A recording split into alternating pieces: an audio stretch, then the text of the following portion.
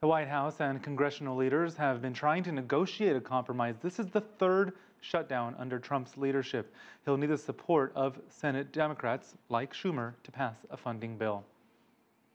I'm joined now by U.S. foreign policy and national security analyst Lester Munson. He's also the head of government affairs at BGR Group, a government relations firm here in Washington, D.C. Lester, you worked on Capitol Hill, a chief of staff in both houses of Congress. Take us through the last few hours of what was happening before they adjourned for this recess. Well, it's actually been building for a couple of days. The Trump administration has been sending mixed signals about what it wants in this budget deal. Initially, the White House indicated that they were willing to accept incomplete funding for the wall. The House acted and passed legislation that would have that agreed with that position. Then the president got a withering criticism from his allies on the right, particularly talk show hosts, and he changed his mind and is now insisting on full funding for his border wall. And this, as we just saw Senator Schumer say, that's not going to fly with Senate Democrats.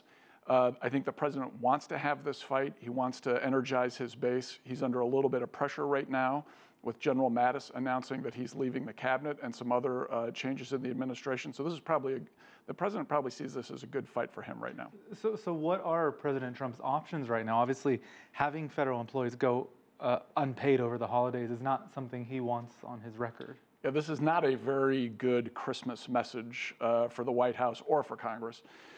So there were negotiations going on today. The vice president was going up to the Hill and talking with Senate leaders and House leaders, looking for a way forward that might involve some sort of compromise on the amount of money or the way they spend the money or on the other ways to defend the border.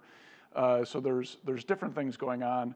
I don't think, from what it sounds like, what we've read in the press, it doesn't look like there's going to be a compromise in the next few days, and it may take us into the end of next week. Chuck Schumer, we heard from there, he's the minority leader, and he'll stay in the minority in the new Senate. Nancy Pelosi will become the House Speaker in January, and she said that she'll get a bill through. How do you interpret that? What she's saying is she'll get a bill through that will endorse her priorities, not the president's priorities. It is rather strange that President Trump waited until the very last minute with a Republican Congress, where he controls both the House and the Senate, to insist on this full funding for the border wall, because there's no way he's getting full funding for a border wall in the next 2 years while Democrats control the House. Donald Trump ridiculed President Obama for having shutdowns on his watch. This is his third shutdown. Explain that to our viewers abroad. How does this keep happening, or is this just a healthy part of the American process? I don't think I would describe it as healthy.